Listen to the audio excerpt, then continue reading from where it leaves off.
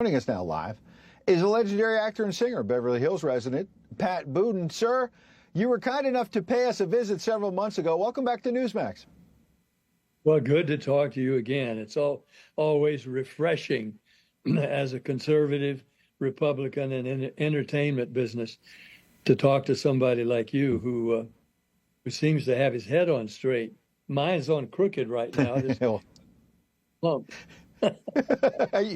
Well, you look good. Last time you were on, you told us about turning 90. Crooked or not, you look great. You sound great. You talked about your own faith and your concern for the future of America. And then we see the president saying, look, God spared his life. That's heavy stuff, as you know. So he could save America. How do you think he's been doing in the first 6 months or so? And what are your thoughts about God saving him to save us?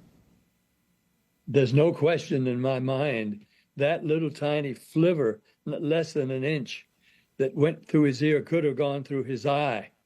And if it hadn't been, as he said himself, for turning his head at that second, those things are not coincidence. They're not accidents.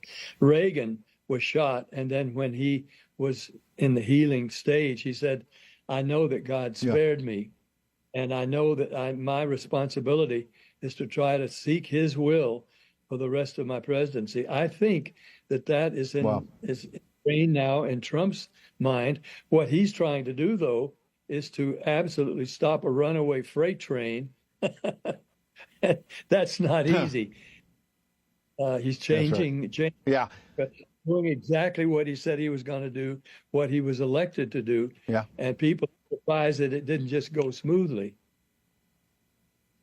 That's right. And he's fighting every day, as you say. You've recorded over 2,700 songs. Everybody seems to think that's a record more than Elvis or Dylan or Sinatra. And I heard you found a creative way to make sure you didn't get sued by Elvis Presley. What did you do? Well, it was ColTomParker was going to sue me because, well, he threatened to anyway, because I did an album while Elvis and I were still going strong, and I admired him, and it was mutual. And so I recorded an album of his biggest songs, and we were going to call it Pat Sings Elvis.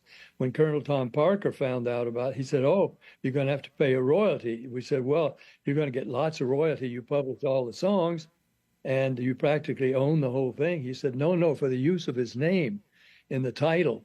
If you put his name in it, it's going to sell more records. I said, wait a minute. And the head of our record company said, we're not going to pay you for Elvis's name in the title of an album that's done in respect for him. Well, that was ColTomParker. Yeah. Well, we didn't do it. So I changed the name of the album to Pat Sings Guess Who. And then on the back liner, I backed the liner notes about my friend Guess Who'sley. And we never used Elvis's name at all. Of course, the title songs, Love Me Tender, Hound Dog, all of those songs, told you who was. You didn't have to guess. And so ColTomParker sent me a card. It looked like a gold, but it wasn't. It was not real gold, but it looked like gold. Membership card in his little-known Snowmen's Club, because he even referred to himself as the snowman who snows or hustles other people. He was proud of it. And he sent me a card that said, Pat Boone, member in good standing in the Snowmen's Club. Yeah. I out-hustled the hustler. In that I love it. You're the best. You ain't nothing but a hound dog, as they might say. Pat Boone, the legend. Check out his website and everywhere. He and his wife are raising a lot of money for poor people in Tanzania, promoting music and everything. Pat Boone, we'll have you back soon. Thank you. Good. Thank you, Ed.